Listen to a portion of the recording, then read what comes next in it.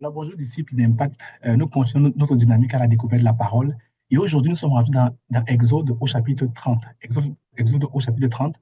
On voit le Seigneur qui continue à parler à Moïse et lui enseigner comment bâtir voilà, les éléments de l'arche de l'Alliance et ainsi que les autels, les autels qui entourent vraiment toute cette structure-là. On continue dans la dynamique du sacré. Dans ce texte ici, on voit le Seigneur qui parle même des parfums qui vont être brûlés en présence de Dieu.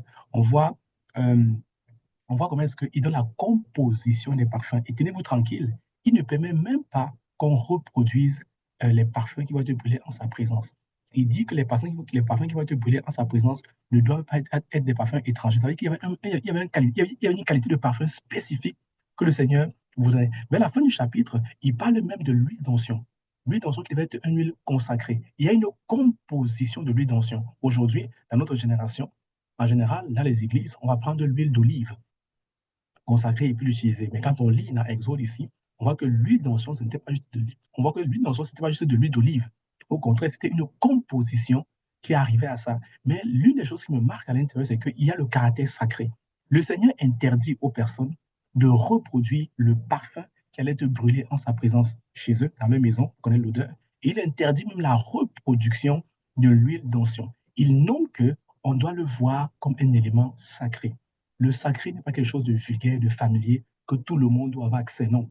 C'est quelque chose de réservé, de mis à part. Et moi, ça m'interpelle beaucoup dans la dimension du sacré, dans la maison de Dieu. Je pense que ce texte est encore une manière de nous dire que tout n'est pas au même niveau dans sa maison. Je prends l'exemple de la Sainte Seine, ou encore des ustensiles de la Sainte Seine dans les églises. Elles ne devraient pas être utilisées à d'autres fins que pour la Sainte Seine. Pourquoi? Parce qu'on relève du sacré. C'est la table du Seigneur. On ne prend pas les ustensiles de la Sainte Seine pour un repas, pour une agape, et puis le dimanche, on prend les mêmes ustensiles pour partager la Sainte Seine. Non, on doit les consacrer, on doit les mettre à part, on doit les mettre de côté. Un autre passage deux autres passages qui m'ont beaucoup intéressé dans ce chapitre, il y a le verset 8, au verset 8 de l'Exode 30, il dit, il en fera brûler aussi entre les deux soirs lorsqu'il arrangera les lampes. C'est ainsi que l'on brûlera à perpétuité du parfum devant l'Éternel parmi vos descendants. Ici, il parle du parfum que Aaron devait faire brûler devant le Seigneur à tous les matins et entre les deux soirs. Il faut comprendre que les deux soirs, dans la langue hébraïque, signifie simplement le moment du coucher du soleil et de la tombée de la nuit. Donc, grosso modo, le Seigneur est en train de dire qu'il veut qu'on brûle des parfums en sa présence le matin et les soirs, pour nous qui sommes vivants dans notre époque. Le parfum est symbole de l'adoration, de l'intercession, de la prière. C'est-à-dire que Dieu veut que de génération en génération, qu'on élève des prières en sa présence les matins et les soirs. C'est vrai que vous et moi, on est plus le régime de la loi, c'est vrai. Mais même si on est sous le régime de la grâce, il faut comprendre l'esprit qui a inspiré la loi. C'est que Dieu veut être en intimité avec lui. Dieu veut que nous soyons en intimité avec lui. Et il veut que nous ayons des temps de qualité, des temps de communion avec lui le matin et le soir.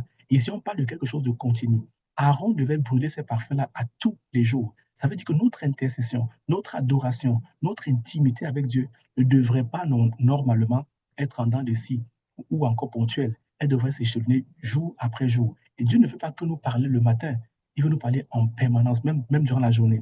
Mais ici, quand même, on voit quand même l'indication qui nous est donnée d'avoir des temps le matin et le soir. On commence avec lui et on finit avec lui. Un dernier passage qui m'a intéressé dans ce chapitre est le verset 16. Il dit, tu recevras des enfants d'Israël l'argent du rachat et tu l'appliqueras au travail de la tente d'assignation.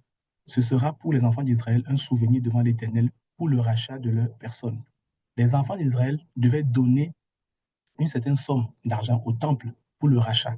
Souvenons-nous, le Seigneur les avait libérés de la domination égyptienne. Alors le Seigneur exige que tous les enfants d'Israël qui sont âgés de 20 ans et plus devaient payer un montant d'argent pour le rachat. Ce n'est pas parce que Dieu a besoin d'argent, mais Dieu veut qu'ils se souviennent qu'en vérité, ils ont été libérés d'un oppresseur et qu'ils appartiennent à un autre. Et je pense que dans notre génération, ce point est important. Christ nous a sauvés à la croix. Mais bien des fois, on a tendance à oublier qu'autrefois, nous étions des esclaves du péché. Quelqu'un a payé pour notre libération. Nous lui appartenons. Lorsqu'on oublie un instant qu'on a été racheté, on a tendance à penser qu'on peut mener notre vie comme on le voudrait. là, on veut devenir presque indépendant. L'indépendance n'existe pas dans le monde spirituel. Soit tu es à gauche ou alors tu es à droite. Soit tu es avec Dieu ou tu es avec l'autre. Et c'est important de se souvenir que si je suis à Christ, parce que lui, il a payé le prix, je lui appartiens. Et je crois que c'est l'esprit qui est caché en arrière de ce texte. Il fallait que les enfants d'Israël aient toujours le souvenir que autrefois ils appartenaient à l'Égypte. Dieu les a sauvés. Le fait d'apporter cet argent pour que ce soit utilisé au fin du temple les rappelait simplement que nous sommes des esclaves qui ont transigé d'un maître à un autre. Et je crois que cette compréhension des choses, cette perspective ferait du bien également à notre génération. Donc, bref, voilà d'ici les éléments que j'ai pu tirer dans ce passage. Je t'invite à relire, voilà, des leçons, mets-les en commentaire, ça pourrait aider quelqu'un. À une prochaine vidéo. Merci.